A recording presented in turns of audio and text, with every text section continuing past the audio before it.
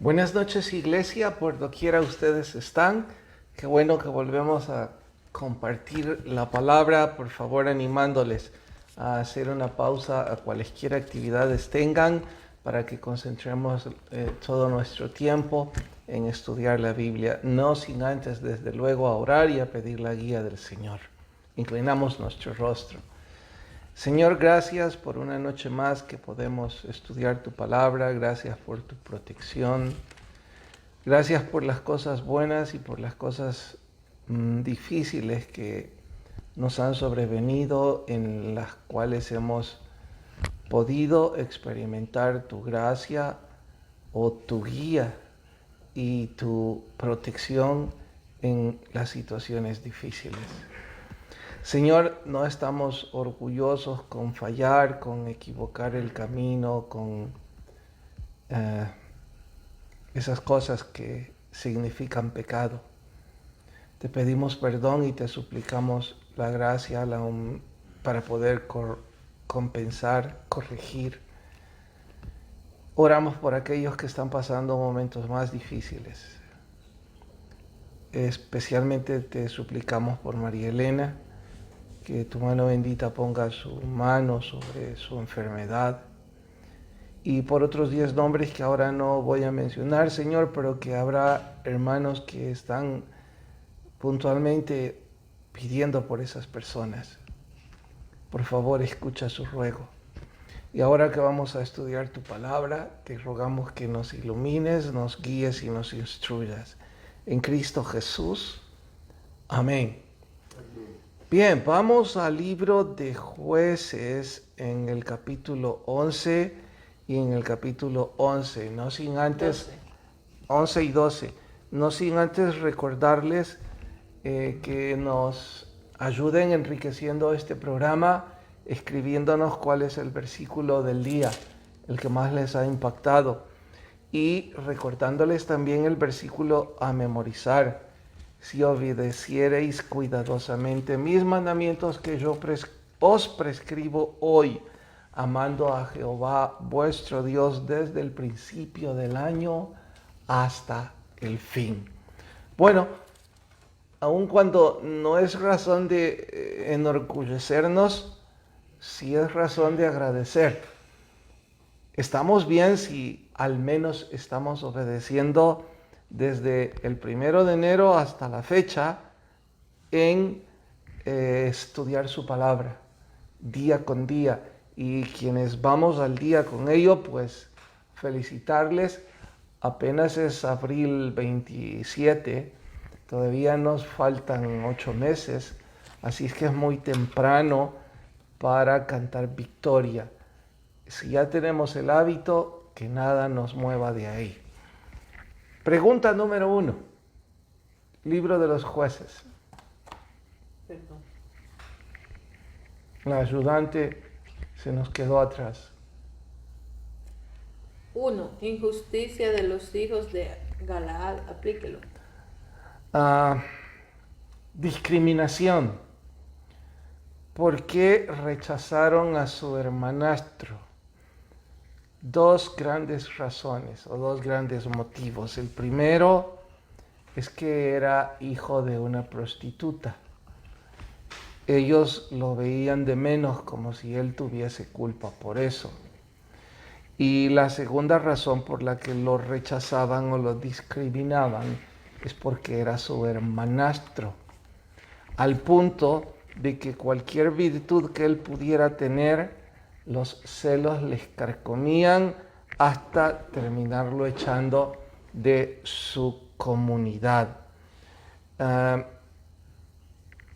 pregunta nos lleva desde luego a nosotros aplicarla a nuestro diario vivir, y es un buen momento para recordar a todos los que somos papás que por más esfuerzo que hagamos, los hogares disfuncionales en donde lleguemos a procrear hermanastros están condenados a discriminación si Dios no obra un milagro. Si ya cometimos el error de procrear hijos de una y otra mujer. Bueno, ahora es el tiempo de compensar y hacer todo lo que esté a nuestro alcance para que nuestros hijos no queden condenados a la discriminación y a la disensión entre ellos. De hecho, ejemplos de estos en la Biblia, 20. Ejemplos en la vida diaria, 50. Para los que son más jóvenes y todavía no se han equivocado, pues no se equivoquen. Y para los que están acariciando equivocarse, para los que están pensando, bueno, ya alguien de mi familia, un amigo o un familiar se equivocó y luego corrigió y ha tenido uno y otro hijo de uno u otro hogar, pero todos se la arreglan en la vida porque nadie es perfecto. Puedo decirle, no sabe de lo que está hablando. Está condenando a otras vidas a discriminación, a rechazo, a disensión. Y si todavía usted está al alcance de salvar su matrimonio, de salvar su familia, pueden estar seguros que nada, absolutamente nada, va a ser más valioso que eso. Y nada es más costoso que obviar este consejo, porque es un peso, es una carga que no tiene corrección el resto de la vida. Pues bien, esa era la razón por la que los hermanos de Jefté le detestaban. Segunda. 2. El voto de Jefté era necesario, aplícalo. Desde luego que no era necesario.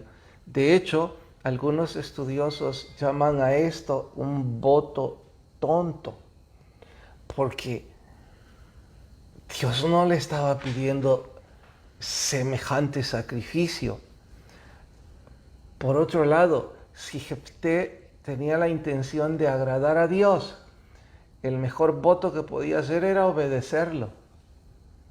A esto hay que sumarle de dónde pudo sacar Jefté que podía con una promesa o con un voto manipular o arrancar la voluntad de Dios en favor de él.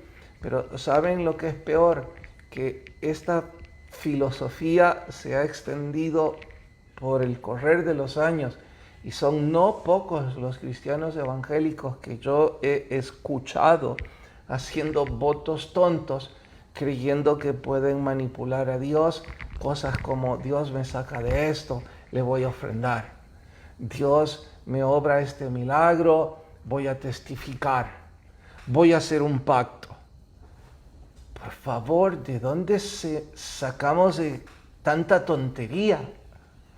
Si la Biblia dice más que claro que lo que Dios se agrada es de que le obedezcamos, y ahora que estamos estudiando Deuteronomio,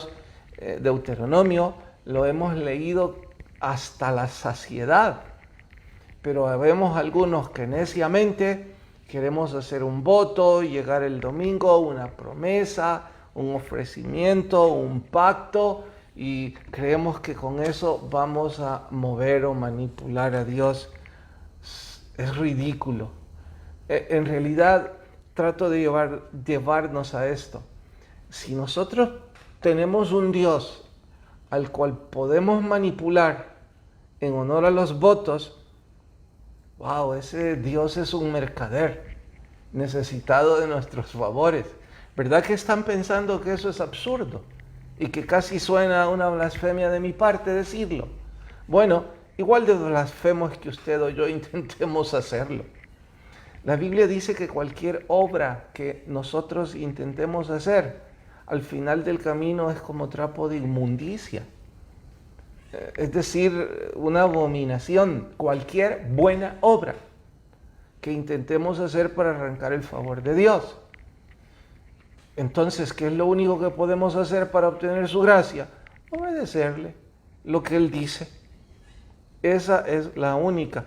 Estábamos sonriendo con la familia una noche de estas porque se cruzó en la televisión un programa de una entrevistadora o un entrevistador, y no sé si es de aquí o es internacional, y empezó a usar terminología religiosa, que me la guardo porque no quiero herir la susceptibilidad de algunos de los oyentes.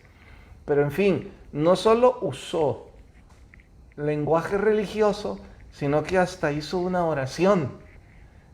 Después de estar diciendo de que en buena hora, si se amaban, porque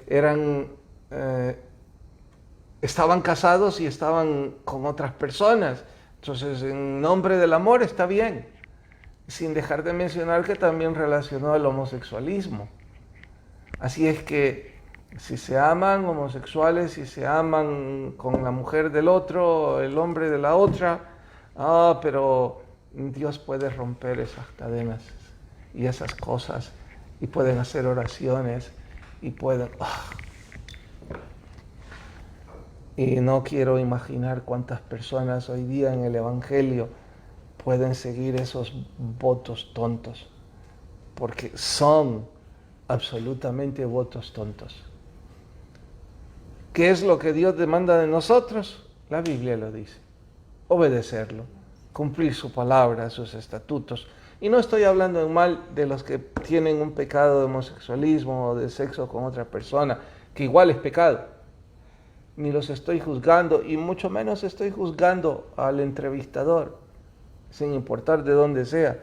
Estoy diciendo que a lo mejor ellos razón tienen en decir o hacer esas cosas porque no tienen conocimiento bíblico. Pero vamos, que usted y yo, después de 5 años en una iglesia evangélica, salir con semejante postura, a no ser que en esos 5 años o no nos enseñaron nada o no aprendimos nada. En fin. Hay una pregunta. Hay una pregunta. Hermano Alonso dice: hola, hermano Alonso, buenas noches. Pastor, quería saber si estuvo bien la actitud de la hija de Jefté y por qué tenía que llorar su virginidad. No estuvo bien, ni el papá ni la hija, los dos eran tontos. Aunque bien intencionados, los dos tontos al fin. ¿De qué estoy hablando? Empecemos por resolver la pregunta 3. ¿Cómo podía Jefté ofrecer una persona en holocausto? Aplíquelo. Sé que ustedes dirán: ¿cómo es posible que este aparezca en la lista de Hebreos como un héroe de la fe si pretendía ofrecer un holocausto? Él no pretendía sacrificar a ningún humano. Si es que su pretensión fue realmente hacer un holocausto, estaba pensando en un animal. No estaba pensando en un mortal, porque él sabía que eso era abominación para el Señor. Dios no le dijo que hiciera sacrificios para él respaldarlo. Simple y sencillamente la necesidad del ser humano de querer comprar a Dios, del querer ganar su favor. Es solo su misericordia, y su misericordia solo se mueve nosotros obedeciéndole y cumpliendo su palabra y sus mandamientos. En fin, el punto es este. Jefté ni remotamente se imaginó que su hija es la que saldría al encuentro. Si en ese momento él hubiera caído de rodillas y le hubiera dicho: Señor, perdóneme, ¿por qué hice semejante tontería? Puedo corregir, yo no quiero faltar a mi promesa. Seguramente Dios le habría respondido: ¿y quién te pidió eso? Pero no, sigue con su necedad de obligar a su hija. Y su hija igual. Ahora, el holocausto del que aquí habla obviamente es la castidad, el no casarse. Que por qué lloró ella su virginidad. En ese entonces ser mamá era la plenitud de ser mujer. Bueno, yo diría que aún hoy día esa es una de las razones por la que las mujeres estériles sufren muchísimo, porque hay un extraño paradigma que si una mujer no puede concebir, entonces Dios la rechazó, no cumple a cabalidad la plenitud de la gracia de Dios sobre ella. Todo eso no es cierto, en lo absoluto. Pero no es nuestro tema de ahora. En fin, ella fue a llorar porque no iba a poder ser mamá, además no se iba a poder casar. Y no quiero pecar de hacer conjeturas, pero imagínese, hermano Alonso, si la pobre mujer también ya estaba enamorada, ¿cómo no iba a pasar llorando 3 meses el tonto voto de su padre? Claro que podía ella también pedir a su padre que se retractara, que buscaran un sacerdote, que pidieran la guía del Señor. Cuántas cosas no pudieron hacer, pero no parece que estaban dispuestos. Ahora, sí hay que aplaudir cuando digo que aun cuando sea tonto, bien intencionado, porque cierto es que los dos querían honrar al Señor. Jefté cumpliendo su palabra y su hija honrando a su padre.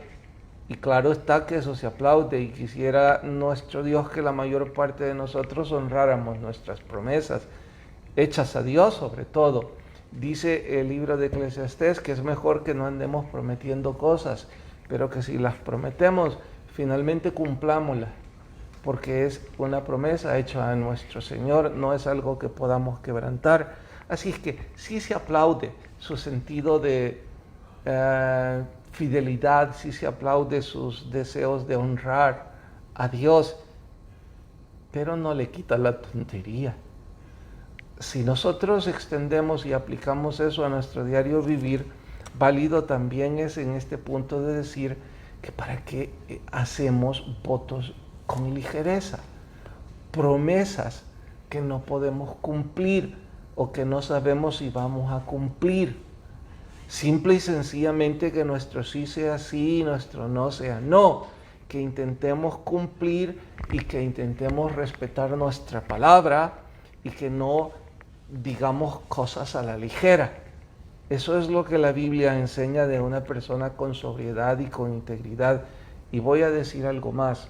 Esta mañana en el grupo de trabajo hay 4 o 5 hombres con los cuales trabajamos en cierta área de mi vida, y nos reunimos cada mañana a orar y leemos el proverbio del día.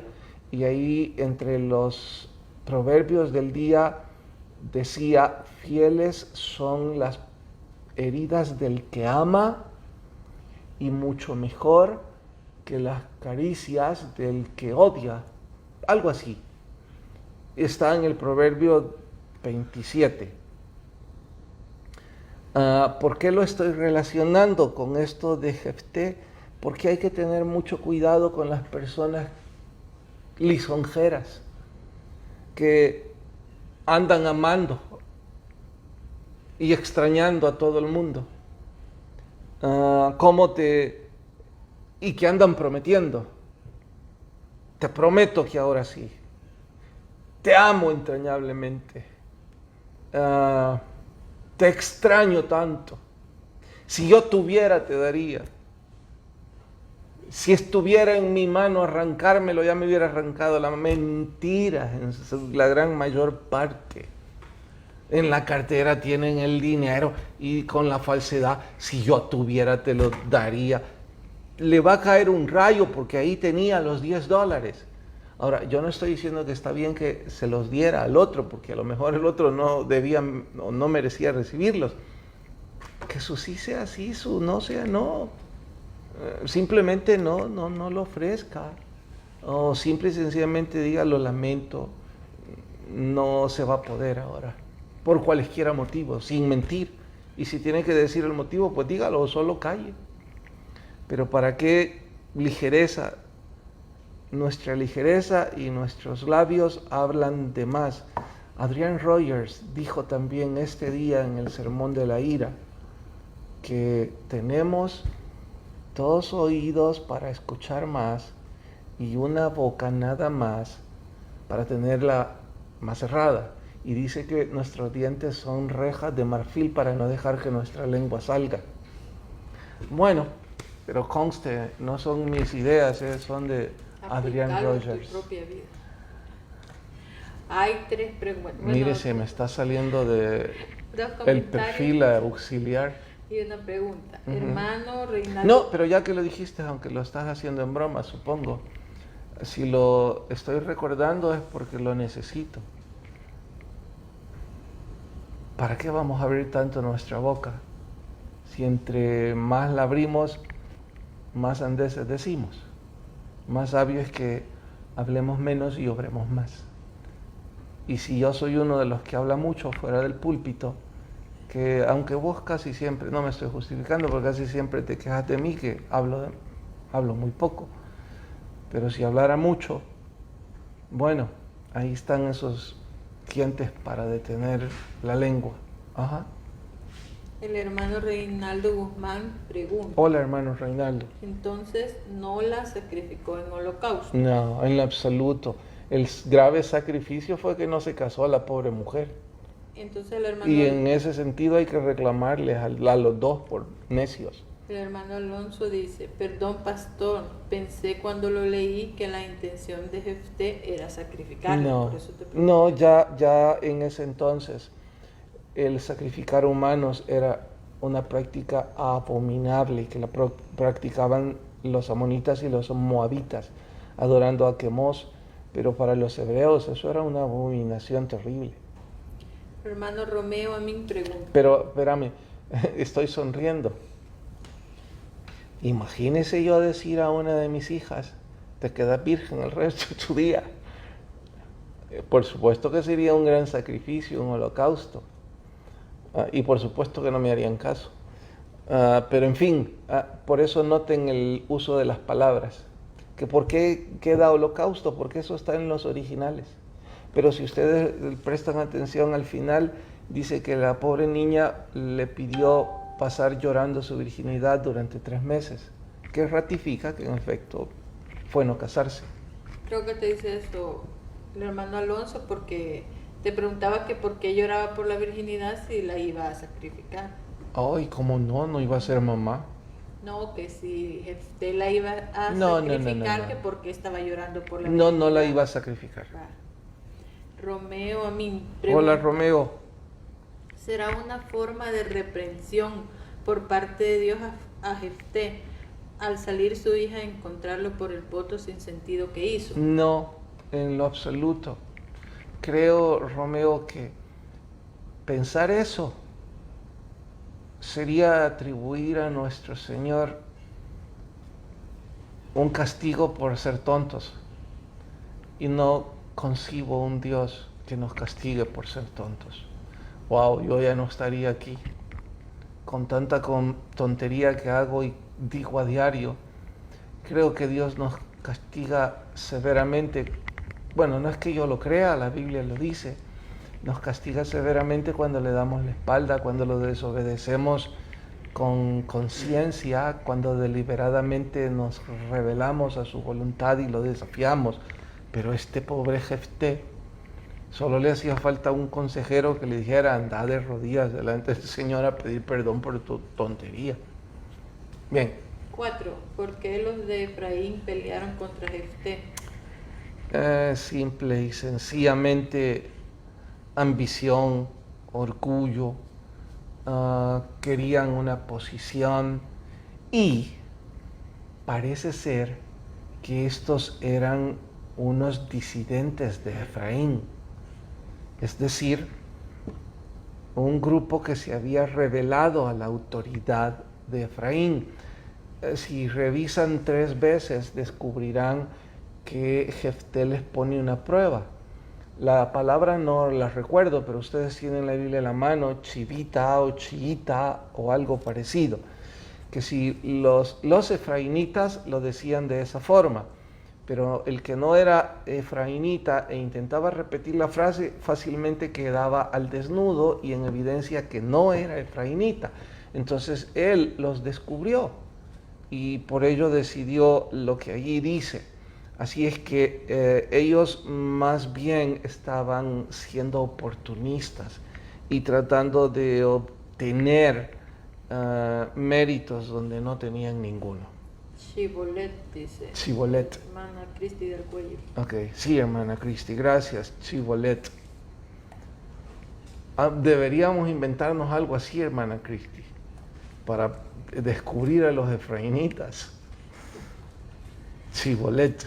Ok, siga. 5.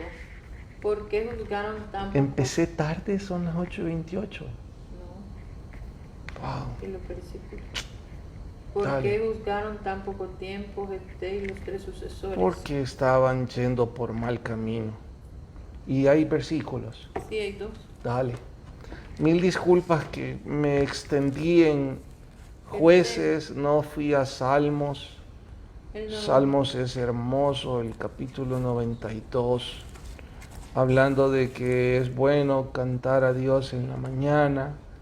Por eso yo siempre les envío en el control de lectura. Por si no se han dado cuenta, sorpréndanse. Los cantos que envío en el club de lectura son los mismos que cantamos en la semana en la iglesia. Y por eso se los envío cada mañana. ¿Y por qué los inconversos no entienden el capítulo 92, verso 1 y verso 2? No tienen que, estoy en Salmos, no tienen que filosofar en la respuesta, no lo entienden porque son necios. Ahí lo dice literalmente. Entonces, por más que queramos explicarles, no serán capaces de entender nada. Y Dios se viste de magnificencia en la creación misma. Listo. 92:13. Plantados en la casa de Jehová, en los atrios de nuestro Dios, florecerán. Y el 93:4. Jehová en las alturas es más poderoso que el estruendo de las muchas aguas, más que las recias ondas del mar. ¿Y cuál ganó? Ninguno. Bueno, como ninguno ganó, tengo el derecho de desempatar y me quedo con el segundo. 92. ¿Quién dice que sigamos? El hermano Romeo. Oh, gracias, Romeo. 92:13. El 92:13, porque habla de la magnificencia de Dios, dice que sus truenos son su voz. No, ese es el 93:4. Dale, el segundo dije. Sí, 93:4. Lee el segundo. Jehová en las alturas es más poderoso que el estruendo de las muchas aguas, Ok, para. más que las recias ondas del mar. Está haciendo eco a eso, que su voz es como el trueno. Y si no han pensado en un trueno, recuerden cómo nos asustamos cuando inesperadamente suena un trueno. Su voz es más magnificente que eso. Gracias por habernos acompañado. Pasen feliz noche. El que tenga oído, oiga lo que el Espíritu dice a las iglesias. Nos vemos mañana en el culto.